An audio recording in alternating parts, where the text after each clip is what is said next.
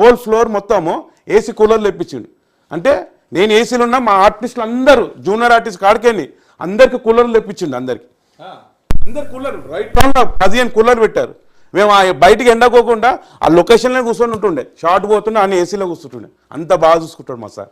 చాలా చాలా పేరు ఇది. కర్నూలు నుంచి కళావతి గారు మరొక కాలర్ ఉన్నారు. సాయి తీసుకుందాం. కళావతి గారు,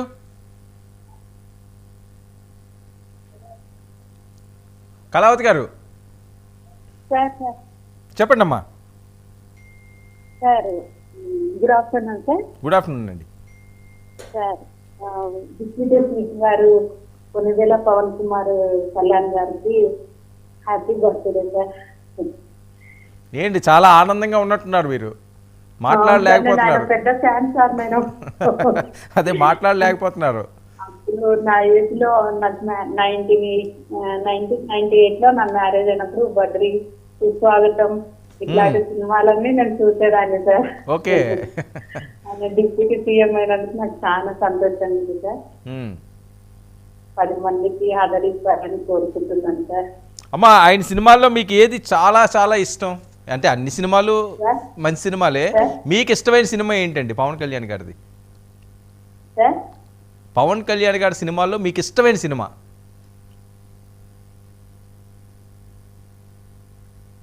కళావతి గారు వినిపిస్తుందా? సార్ సార్ పవన్ కళ్యాణ్ గారి సినిమాల్లో మీకు నచ్చిన సినిమా ఏంటండి, బాగా ఇష్టపడే సినిమా?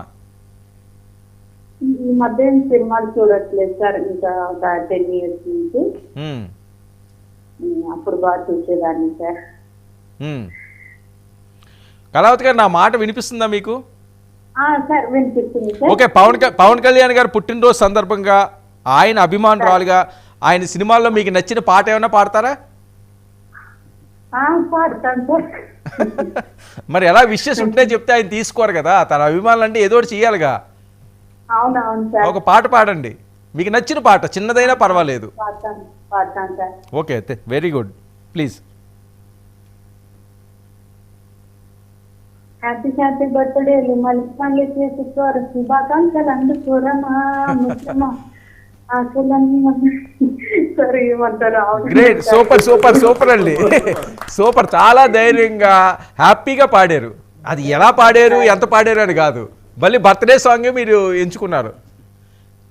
అమ్మ, గబ్బర్ సింగ్ టీం ఉన్నారు, ఏమైనా మాట్లాడితే మాట్లాడండి. అవును, గబ్బర్ సింగ్ టీం ఉన్నారు సార్, కల్పిస్తున్నారు. సాయి ఉన్నారు, లడ్డు ఉన్నారు, నరేష్ ఉన్నారు, ప్రవీణ్ ఉన్నారు. అందరూ పవన్ కళ్యాణ్ గారు భక్తులు, వీళ్ళు ఫ్యాన్స్ అనుకున్నారు కనుక. అవునవును సార్.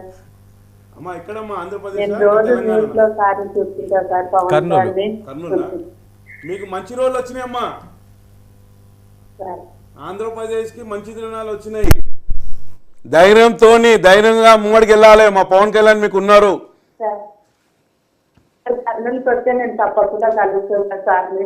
ఓకే అమ్మా కంపల్సరీ అందరు కలుస్తాడమ్మా. సార్ చాలా మంచోడు. గారు థ్యాంక్ యూ అండి. ఆవిడకి 95లో పెళ్ళి అయిందట. ఆవిడ అసలు ధైర్యంగా ఇప్పుడు వచ్చి పవన్ కళ్యాణ్ గారు పాట పాడుతున్నారు అంటే ఆయన నిజంగా ఆయన అదృష్టం అబ్బాయి, ఇలాంటి వాళ్ళు దొరకడం. వీళ్ళ అదృష్టం కాదు, ఆయన అదృష్టం. మీలాంటి వాళ్ళందరూ కూడా దొరకడం. కానీ ఆయన ఎక్కడ గర్వం లేదు. సాయి, ఒక విషయం, ఎన్నికలకు ముందు పవన్ కళ్యాణ్, ఎన్నికలు అయిన తర్వాత డిప్యూటీ సీఎం పవన్ కళ్యాణ్, ఆ వ్యత్యాసం కనిపిస్తుందా మీకు? అంటే మేము అనుకున్నాం వాళ్ళ గెలిచినాక తర్వాత సినిమాలు చేస్తాడొచ్చు, మళ్ళీ సేమ్ అట్లనే ఆయన ఎవరెవరో ఏమన్నారో వాళ్ళందరినీ టార్గెట్ చేస్తాడు అనుకున్నాను. అసెంబ్లీ అంతా కూల్గా మాట్లాడడం, బయట కూల్గా మాట్లాడడం, ఇంత చేంజ్ ఏందో మాకే అసలు అర్థమైతలేదు. అది ఏంటంటే చంద్రబాబు నాయుడు చేసిన పెద్ద పదవిలు అదొక బాధ్యతతో తీసుకున్నారు. సేమ్ అయితే 163 ఎమ్మెల్యేలను కూడా ఆ విధంగా చేంజ్ చేసుకుంటా, నన్ను అసెంబ్లీలో నేను తప్పు చేసినా కూడా నా తలక మీద తీసేసినట్టు మీరు అసలు స్పీకర్ గారిని అడగడము, అది అసలు మీకు అసలు పవన్ కళ్యాణ్ సారేనా ఈ విధంగా మాట్లాడుతున్నారు? ఆ పోస్టర్ మీద చూడు ఎలా ఉన్నాడు. అదే విధంగా మేము డిప్యూటీ సీఎం అయితే ఇంకా మేము కాలేజీ వేసి ఇంకేమేమో చేద్దాం అనుకున్నామని.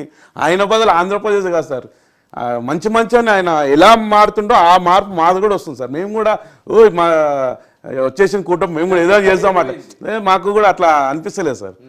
అలా ఆయన ఉన్న మార్పు మాకు కూడా మార్పు వచ్చేసింది సార్.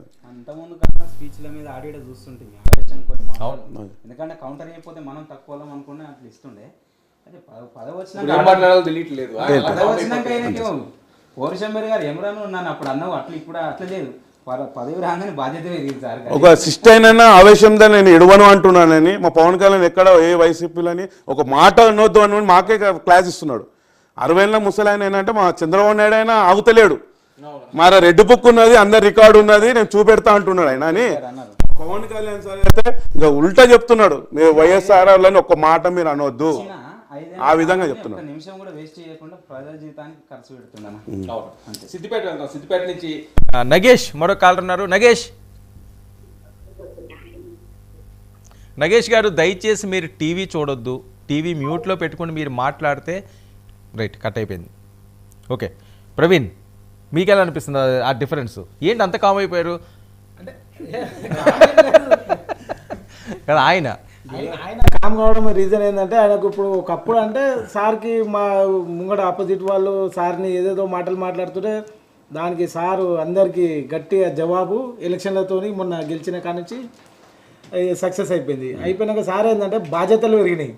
ఇప్పుడు వాళ్ళ మీద రివెంజ్ కోసం కాదు, ఇప్పుడు ఆంధ్రప్రదేశ్ని ఎట్లా డెవలప్ చేయాలి, ఏం చేద్దాం, ఇంకా డెవలప్ చేయాలని చెప్పి ఆ బిజీలు ఉన్నారు సార్. అంతే, చేంజ్ ఏం లేదు సార్. అంతే చెప్పు తీసి చాలా చాలా నీచంగా పీకలు పిసుకుతా నా కొడకల్లారా అన్న పవన్ కళ్యాణ్ ఎక్కడ ఈరోజు డిప్యూటీ సీఎం హోదాలో ఉండి ఎవరు కూడా ఎటువంటి కక్షలు కార్పణ్యాలకి పోవద్దు, ఆంధ్రప్రదేశ్ ప్రజలందరూ అంటే ఆ సింక్ అవుతున్నదా ఆ క్యారెక్టర్కి, ఆ ఫోటోకి, ఆ కట్అవుట్కి అసలు అసలు అందరూ పరిశాన్ గెలవగానే ఇప్పుడు బాధ్యతలు పెరిగిపోయినాయి.